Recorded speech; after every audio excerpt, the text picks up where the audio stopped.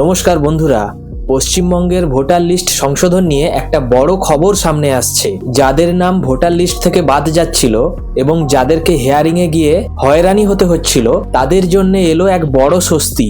শেষ মুহূর্তে এসে ন্যাশনাল ইলেকশন কমিশন জানিয়ে দিল যে এবার থেকে ডমিসাইল সার্টিফিকেট অথবা স্থায়ী বাসস্থানের শংসাপত্র গ্রহণযোগ্য হবে। কিন্তু কেন এই সিদ্ধান্ত, কেন এতদিন এটাকে বাদ রাখা হয়েছিল, এটাই জানাবো আজকের এই ভিডিওতে।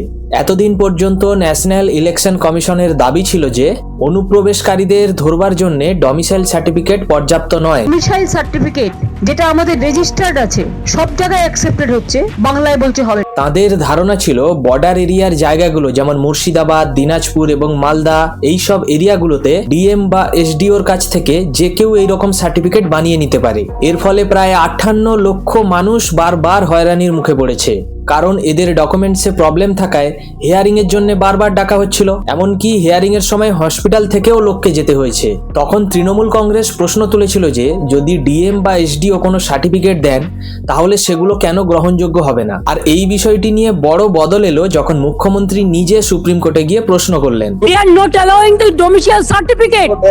They are not allowing the government certificate. সামনের সোমবার আবার এই মামলার শুনানিও রয়েছে।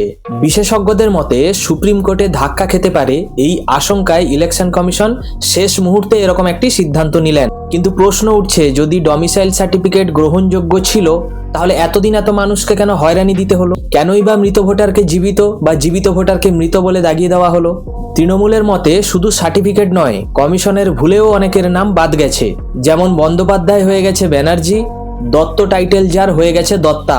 এই ধরনের উচ্চারণের ভুলগুলো কমিশনের লোকেরাই করেছেন আর ভুগতে হয়েছে সাধারণ মানুষকে। একেবারে শেষ খবর অনুযায়ী পশ্চিমবঙ্গের সিইও অর্থাৎ মনোজ কুমার আগরওয়াল কমিশনের কাছে হিয়ারিং এর সময় 14 ফেব্রুয়ারি পর্যন্ত বাড়ানোর আর্জি জানিয়েছেন। এই ডমিসাইল সার্টিফিকেটের গ্রহণযোগ্য হওয়ায় লক্ষাধিক মানুষ হয়তো এখন তাদের ভোটাধিকার ফিরে পাবেন। এই সিদ্ধান্ত নিয়ে আপনার মতামত অবশ্যই জানাবেন এবং ভিডিওটি ভালো লাগলে এবং এরকম আপডেট পেতে আমার চ্যানেলটিকে অবশ্যই সাবস্ক্রাইব করুন।